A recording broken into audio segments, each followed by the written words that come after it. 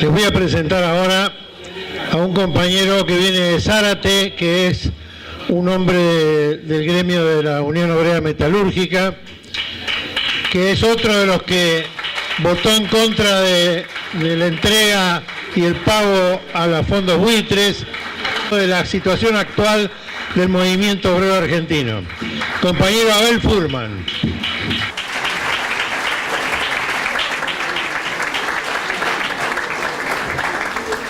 Buenas noches a todos y a todas. La verdad que un gustazo poder estar compartiendo con ustedes este momento. Muchísimas gracias por la invitación. Y sin duda que para mí estar delante de tanta gente que ha hecho de la militancia honor y que seguramente ha dejado de estar horas y horas con sus familiares, con sus seres queridos, en pos de defender un proyecto nacional, popular y democrático, para mí la verdad que es un honor. Como recién decía Darío, da cosita estar frente a tanta gente que tiene tanta historia, pero que fundamentalmente tiene desde su pensamiento ideológico tanto compromiso con nuestro pueblo y con nuestro querido país. Recién me decía que también dé una opinión sobre qué es lo que nos está pasando en el Congreso, que perdemos protagonismo, que perdemos poder, como bien recién decía Darío. Y en muchas ocasiones con mis compañeros de bloque nos sentimos impotentes, porque todos los días, ¿no es cierto?, nos desayunamos con alguna cuestión desagradable. Yo fui uno de los diputados perteneciente al bloque de Frente para la Victoria, que en algún momento fui tentado para dejar el bloque, con otros compañeros que decidieron dejarlo, aduciendo de que el kirchnerismo había terminado, que ya no daba para más y que el peronismo tenía que encauzarse en recuperar sus banderas históricas. Y la verdad, yo sin ninguna duda me quedé en el bloque porque siempre estuve convencido, por pertenecer a una generación que no pudo vivir el peronismo de Perón en vida, de que tanto Néstor como Cristina nos habían devuelto lo más sagrado que había parido el peronismo, que habían sido las tres banderas históricas: la justicia social, la independencia económica y la soberanía política. Cuando se habla de recuperar el verdadero peronismo, quienes vivimos los 90 y demás, nos encontramos que por ahí renegábamos de no haber pertenecido, de no haber sido parte de aquella generación que vivió a Perón y a Evita, pero de haber conocido sí la posibilidad que nos dio Néstor y Cristina de vivir, ¿no es cierto?, la aparición nuevamente del peronismo en esas tres banderas. Y esas son las cosas que muchas veces nos cuesta sobrellevar en el bloque y en la Cámara de Diputados, porque claramente esas decisiones han terminado con que a nuestro bloque se nos ningunee, con que a nuestro bloque se nos deje a un costado, sabiendo que tienen la mayoría, que la cambian con moneda de cambio permanentemente todos los días, sin importarle el destino de la patria ni los intereses de la Argentina. Claramente nuestro bloque es un bloque que tiene convicciones profundas, de aquella que nos habló Néstor Kirchner cuando asumió su gobierno el 25 de mayo en la puerta de la Casa de Gobierno. Y creo que eso es lo que mejor defendemos nosotros. Lo hacemos a partir de nuestras convicciones y de nuestro compromiso con el proyecto nacional y popular.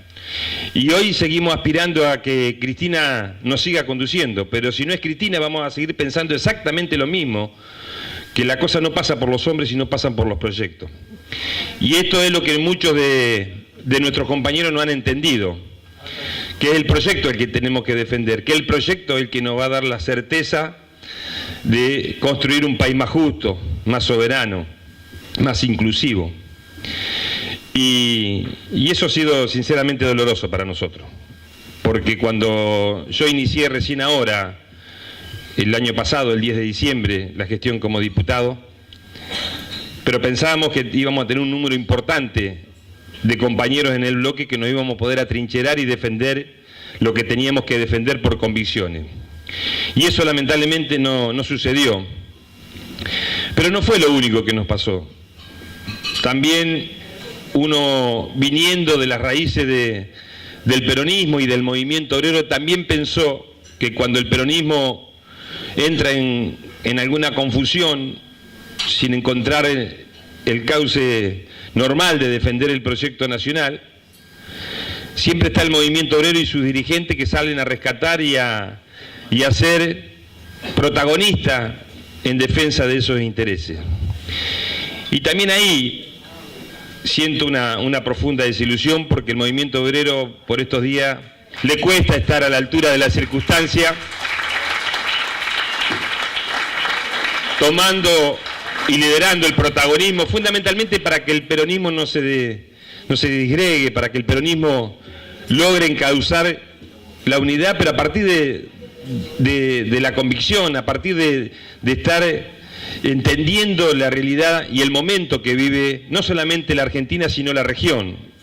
Porque no vamos a equivocar si hacemos un análisis pura y exclusivamente de lo que nos está pasando en la Argentina. Es toda la región que nos está atacando, es toda la patria grande la que está siendo atacada. Y cuando atacan a la patria grande, cada uno de esos países que la integramos por sí solo no nos vamos a salvar.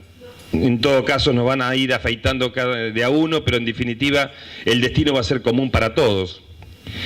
Y en ese sentido, por ser una de las generaciones de recambio dentro del movimiento obrero y de mi querida Unión Obrera Metalúrgica, trato de dar la batalla todos los días en cuanto no a esclarecer, porque yo entiendo de que hay dirigentes que están demasiado esclarecidos. Trato de hacer un aporte para que el movimiento obrero logre tener el protagonismo que necesita tener en defensa de este proyecto, porque en la defensa del proyecto nacional están fundamentalmente la defensa de los intereses que nosotros pretendemos representar, que son los de los trabajadores y de los que menos tienen. Y sabemos que las organizaciones sindicales por sí solas, por más dirigentes lúcidos que tengan, por más poderosas que sean, si esas organizaciones gremiales no están acompañadas por un proceso político que defienda al lado de esas los intereses que representa, va a ser imposible poder traerle a los trabajadores la felicidad que todos esperan. Con lo cual, muchos dirigentes han creído que lo que no ha sucedido en los últimos 12 años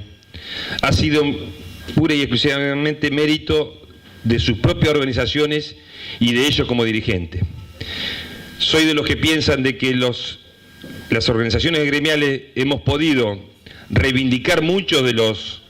derechos que nos habían quitado en la década de los 90, de haber recuperado muchísimas fábricas, de haber recuperado muchísimos afiliados, porque hubo un proyecto de país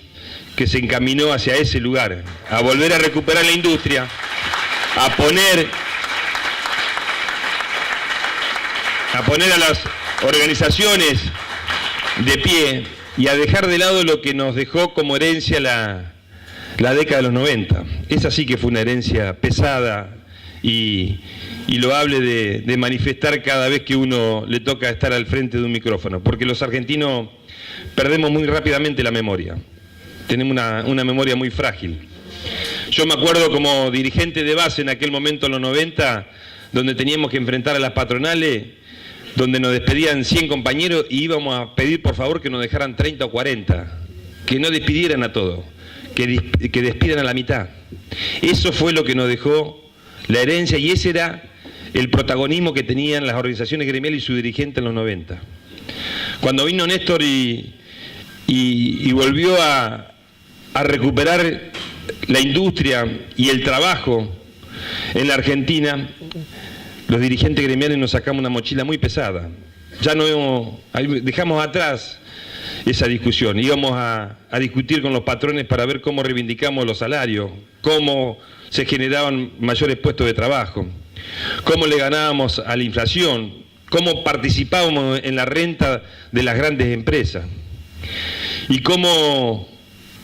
corolario encima terminamos cuestionando al gobierno de Cristina porque no nos resolvía el impuesto a la ganancia. Confusión de creerse los trabajadores de que pertenecíamos o habíamos pasado a ser clase media. Quien se tiene que levantar a las 3 de la mañana para ir a trabajar y estar a disposición de un patrón no puede considerarse clase media, porque ese día o el día que el patrón decida suscribir un telegrama, dejamos de tener la dignidad que todos merecemos. Pero bueno, la realidad es que en la Argentina de hoy es difícil poder hablar de estos temas porque hoy fui mejor dicho partícipe de una reunión en la CGT, siendo miembro de mi organización, pero también de la Comisión de Industria de la Cámara de Diputados, y el tema a tratar era la ley de participación, el PP que le llaman, de participación pública y privada en la contratación, una ley que verdaderamente deja y entrega soberanía desde el primer artículo hasta el último y que merece que la Cámara de Diputados lo rechace esta semana.